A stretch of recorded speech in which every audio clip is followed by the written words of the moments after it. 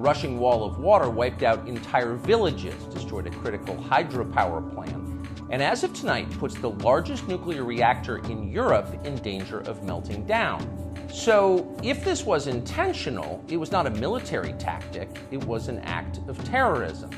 The question is, who did it? Well, let's see. The Kakhovka Dam was effectively Russian. It was built by the Russian government, and it currently sits in Russian-controlled territory. The dam's reservoir supplies water to Crimea, which has been, for the last 240 years, home of the Russian Black Sea Fleet. Blowing up the dam may be bad for Ukraine, but it hurts Russia more.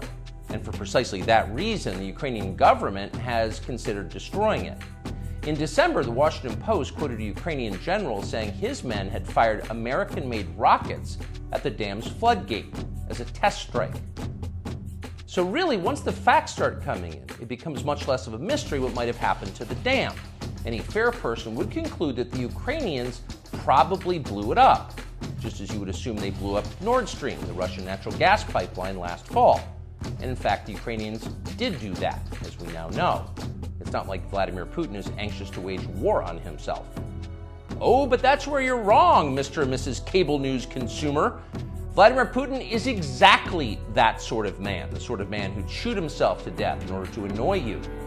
We know this from the American media, which wasted no time this morning in accusing the Russians of sabotaging their own infrastructure. Bill Kristol, the man who once told us that Saddam Hussein was responsible for 9/11, immediately denounced Putin as a war criminal and even more savagely compared him to Donald Trump. The rest of the pundit class made similar, clearly coordinated noises. Putin did it! Putin did it! And their reasoning was simple. Putin is evil, and evil people do evil things purely for the dark joy of being evil. In this specific case, Putin attacked himself, which is the most evil thing you can do, and therefore perfectly in character for a man that evil. That was their explanation.